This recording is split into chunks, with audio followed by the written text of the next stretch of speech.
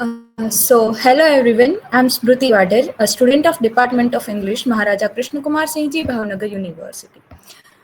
As a part of my curriculum topic, film studies, today I am presenting an analysis of sound design and cinematography in two remarkable 2018 films that are Tumbbad and Andhadhun. While both films were released in the same year, and represent a new wave of Indian cinemas. They use cinematic techniques in radically different ways to create meaning. So let's explore how to form shapes, content in these two masterpieces. So, introduction of the films. First, let me introduce both films to you. That Tumbbad, directed by Rahi Anil Barve, is a period folk horror film sparing multiple generations. It tells the story of a cursed village where endless rain and a mythological demon named Hastar represent humanity's insatiable greed. And it's a slow burn atmospheric film that took 6 years to make. Then second is Andhadhun. Andhadhun is directed by Sriram Raghavan, it is a black comedy thriller about Akash, a pianist, a pianist pretending to be blind who becomes entangled in a murder mystery, and it's a fast-paced film when fast-paced film where nothing is as it seems and everybody is hiding something. Both films challenge the conventional Indian cinema, but in completely opposite ways. So, firstly, understanding key terms. So, before we dive into analysis, let me clarify the two key terms of film studies, that are cinematography and sound designing, which I am going to analyze of these two movies. So, cinematography is the art of visual storytelling through the camera. It includes lighting, how light and shadows create mood, camera movement, whether the camera is static or dynamic, framing and composition, what's included in the frame and how it is arranged. uh, Another thing we can see is color palette, the saturation and symbolic use of colors and camera angles which affect our perspectives. Another key term is sound designing. So, sound designing is the art of sonic storytelling through audio. It has two main types: diegetic sound, and which exists in the film's world, and characters can hear, like dialogue, footsteps, or rain, and non-diegetic sound, that which only the audience can hear, that like background music or narration, etc. It also includes ambient atmosphere, musical score, and even silences, the intentional absence of sound. There aren't just technical aspects. These two are cinema's primary language, and this is how films communicate meaning directly to our senses and emotions. Thesis statement. So my thesis is this: both Tumbad and Andhadhun use the same cinematic tools, that are cinematography and sound design, like every other film, but the effect of them are totally opposite to each other. Tumbad uses form to create atmospheric dread and inevitability. Its darkness, rain, and static camera make the mythological curse feel real, tangible, and inescapable. Whether Andhadhund uses form to create psychological uncertainty and deception. Its unreliable camera perspectives, visual tricks, and sonic manipulation make truth unknowable. The key insight here we can get is form creates meaning in cinema. It's not just what is told, but how it is told, and this is why we study film as its own art form, not as illustrated literature, and the cinema has its own language made of images and sounds, and these films are perfect examples of how that language works. Tumbbad's visual language. So it means cinematography. So let's start with cinematography, which creates atmosphere through darkness in Tumbbad. The film Tumbbad uses low key lighting, where the frame is dominated by shadows with minimal light sources. In the sequences of the where the Hastar lives, only Vinayak's diya, his oil lamp, provides the light, and this creates an effect which is the extreme contrast between light and dark, borrowed from Renaissance painting. It creates a constant sense of dread and mystery. The color palette used is heavily desaturated and almost monochromatic with brown, grays, blacks, and reddish. So everything looks washed out and sepia toned. This is justified by the endless rain uh, continuously going outside in the environment, and everything is perpetually wet and decaying. Symbolically, it represents life being drained by the curse. If we see the movie, we can notice the vertical composition of it. The camera repeatedly looks down into wells, into the womb, into darkness below, and this visualizes the film's central metaphor, descent, and going deeper physically represents moral descent.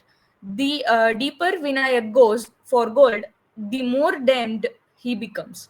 Finally, the camera is predominantly static, fixed in position, observing from a distance. We watch in movie we watch fate unfold, but are powerless to intervene. This creates a contemplative, almost judgmental perspective, and we witness the tragedy from a moral distance. So these are some visuals from the movie. Tumbbad's sonic landscape, and it means the sound designing of it. So the sound designing of Tumbbad creates an atmospheric sound escape of the curse. So the most obvious element is the rain as a sonic motif, and it's constant, oppressive, and never ending. The rain is diegetic. The characters hear it, but it's also the only symbol of it, and it's the curse made audible. It creates a wall of sound that feels inescapable, just like the curse itself, through visualizations. In the womb sequences, noticing the echo and the reverb. The long reverb tells us the space is vast, and even when we can't see its boundaries. Footsteps and coin clinking, Vinayak's breathing, and all these sounds are amplified and echo dramatically. This spatial audio creates a sense of isolation and helps us understand scale through sound alone. The film uses what's called sonic focus, isolated sounds amplified for maximum effect. The clinking of coins represents the object of greed, and the footsteps echoing reveals the position of Vinayak. The rustling of grain signals that Hastar is awakening, and each sound carries enormous weight because other sounds are stripped away. Perhaps most powerful is the strategic use of silence before Hastar awakens. There is complete silence, even the rain stops. And this absence of sound is more terrifying than any sound effect because we have been conditioned by the constant rain. And when it stops, the audience or we know that supernatural danger is imminent.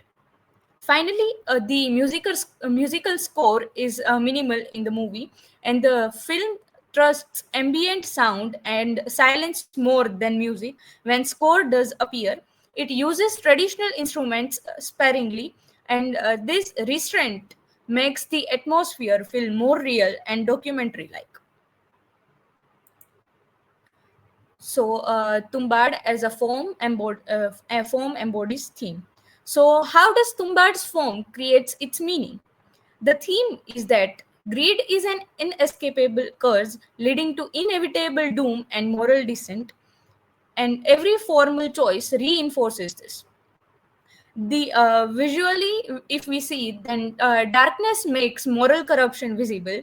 Desaturation shows life drained by greed. The vertical descent literally visualizes the moral fall, and the static camera suggests a fate is inevitable and fixed. We are what if as we watch something that cannot be changed in the movie, we feel like that. So then sonic techniques, and the rain is the curse speaking constantly. The echo emphasizes the vastness of cosmic forces against which humans are powerless, and the isolated sounds make each moment carry existential weight.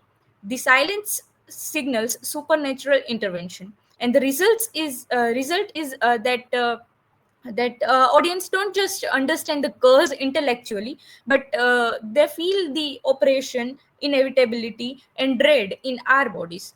And the cinematography literally is the curse made visible, and the sound design is the rain, is the cycle of greed, and is the inescapable doom. Form and content are completely inseparable in this film.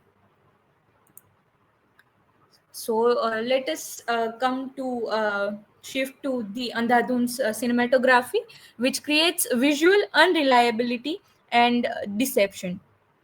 So the film heavily uses point of view shots that if we see Akash's perspective, when he is pretending to be blind, we get darkened, blurred frames simulating blindness. But the key is that we know from the rabbit incident that he can actually see. So the POV shots are lies, and the camera is deceiving us, just as Akash deceives that other characters. And this is revolutionary. That like point of view shots are usually tools for truth, but here they become tools for deception. The entire film uses subjective camera filtered through an unreliable narrator.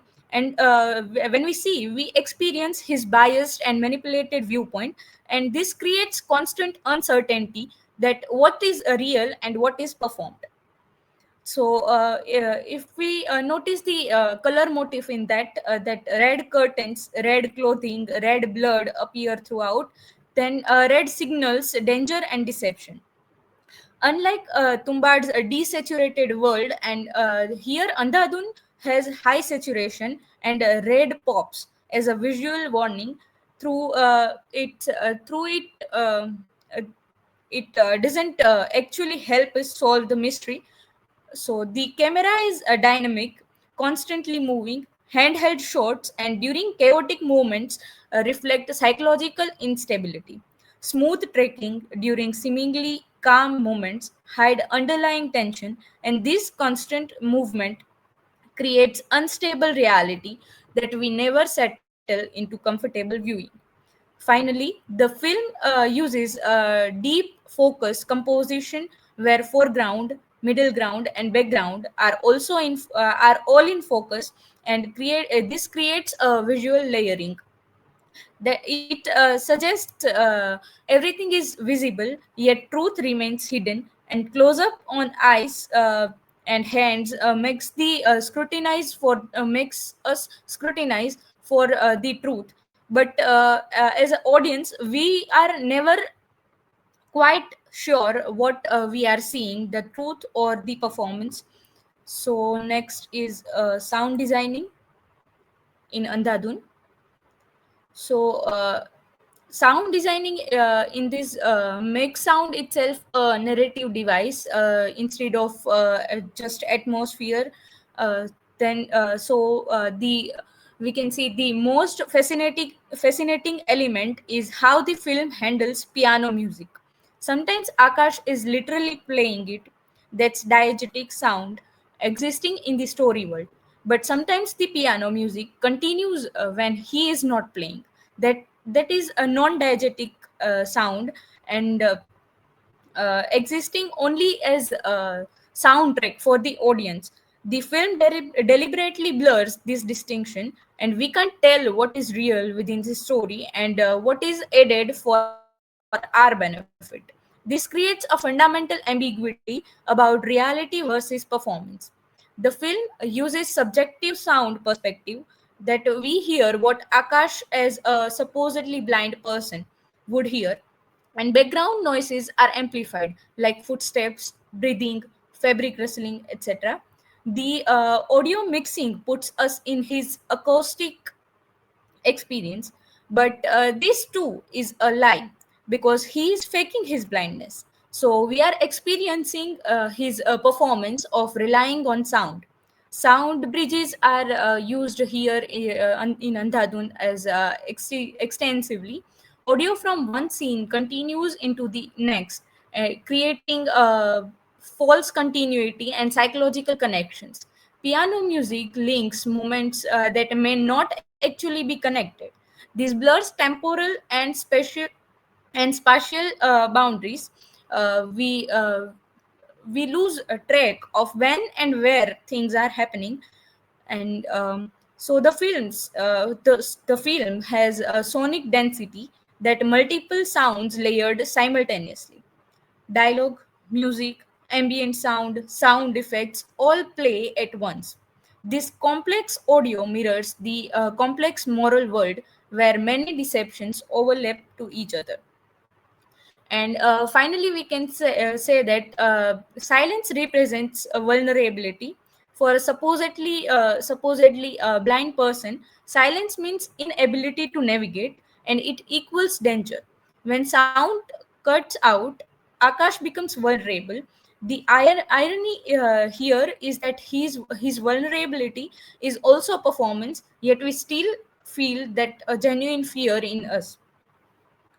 So, Tumba, uh, Andhadhun as a form embodies the theme. So the theme is nothing as it seems, and everyone deceives truth is unknowable, and appearances are lies. Every formal choice enacts this theme. Visually, if we see, then the point of view shots are creating the unreliable perspective, and the camera itself lies to us. Then subjective camera gives us a biased point of view and viewpoint. Then the red motif provides warnings that don't actually help us, but it makes us confuse more. Then the last is dynamic movement that creates unstable and constantly shifting reality. If we see that sonically, as a sound designing, the blur between diegetic and non-diegetic sound makes truth and lies becoming merged.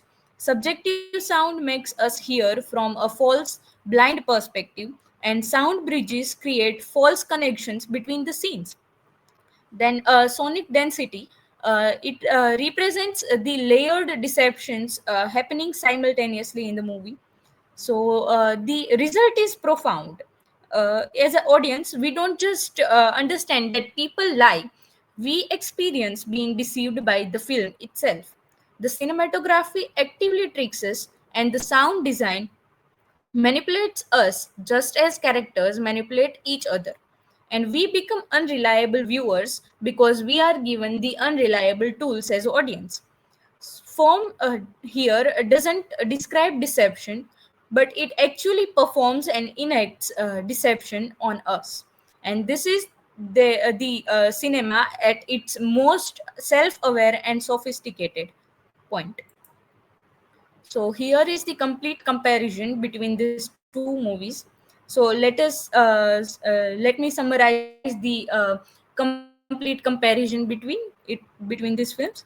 So in lighting, we see Tumbad uses low key where darkness dominates, while Andhadhun uses high contrast with both bright and dark extremes. In camera movement, Tumbad is static and observational, making us witnesses, whether the Andhadhun is dynamic and participatory, putting us in the action. In Tumbad, color is desaturated and monochromatic, representing a drained world. And in Andhadhun, the color is strategically saturated, and especially with red marking that marks the danger of it around it. Then another is composition. Tumbbad uses vertical composition, emphasizing the descent, and whether on the other side, the Andhadhund uses layered, deep focus, creating visual complexity in it. If we see the perspective in Tumbbad and Andhadhun, Tumbbad is objective, showing us the cosmic truth. Whether on the other side, the Andhadhun is subjective, showing us lies through character's viewpoint. So another is sound in Tumbbad and Andhadhun. Tumbbad uses isolated and simple sounds for clarity. On the other side, Andhadhun uses dense and complex layering. The key sound in Tumbbad has constant rain. On the other hand, Andhadhun has variable piano music as the key sound. The diegetic versus non-diegetic sounds are here we can see that Tumbbad maintains clear distinction between those, and Andhadhun deliberately blurs these two lines. The silence in Tumbbad means the supernatural danger, and in Andhadhun it means the human vulnerability. If we see the music, Tumbbad uses minimal score music and Andhadhun makes music central. Overall, if we see, Tumbbad is contemplative, atmospheric, and creates inevitability.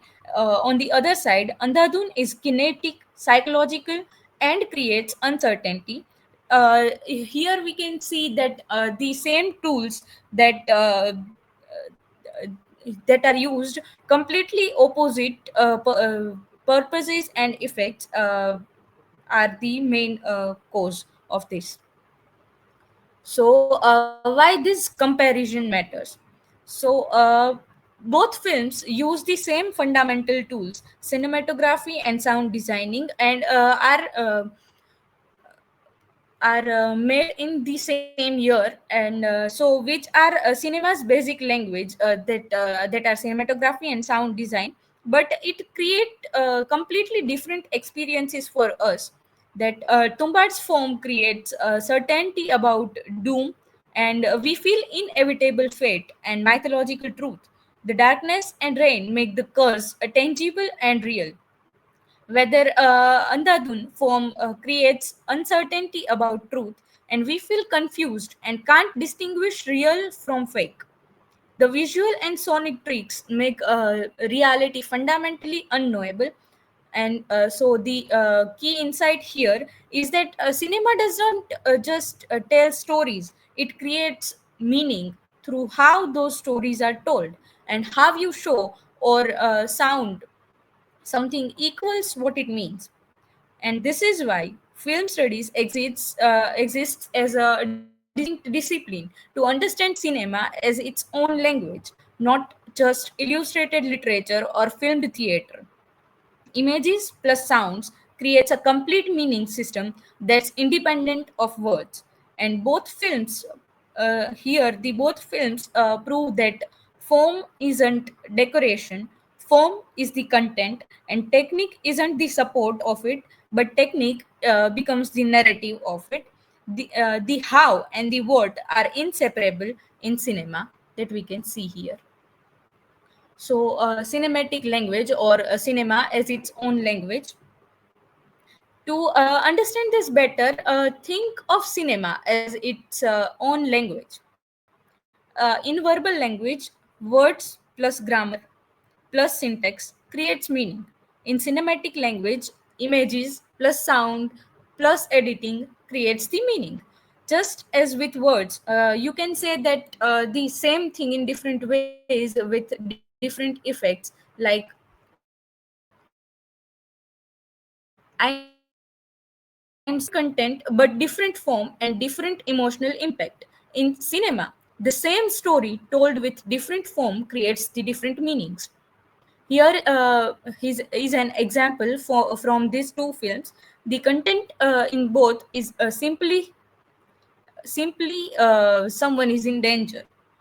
In Tumbad shows this through silence, then darkness, static wide shots, and echoing sounds. The result of is it is a cosmic, inevitable, and mythological danger that feels ancient and inescapable. Whether in Andhadhun, it shows the same content through amplified sounds, handheld cameras, red lighting, and dense layered audio. The result becomes different. It is immediate, human, psychological, and danger that feels urgent and chaotic. So here we can see that the same content of having someone is in danger, but completely different meanings, because form creates the meaning. So this is the power of the cinematic language that we learn in film studies. And it speaks directly to emotion and understanding without requiring verbal explanation, and it bypasses our rational mind and speaks to our senses and feelings directly. So, final thoughts. Let me conclude with what we learned today. So, first is cinematography and sound design are not just technical aspects; they are cinema's primary language, and they are how films fundamentally communicate with us. Second is form creates the meaning. How a story is told equals what that story means. Technique is narrative, not just support of narrative. Third is the same tools can create infinite possibilities, like cinematography and sound can create dread or uncertainty, truth or lies, atmosphere or psychology, all depending on how they are used. Fourth is film studies is distinct from literary criticism, that we analyze how cinema speaks in its own language, not just what words or stories it contains.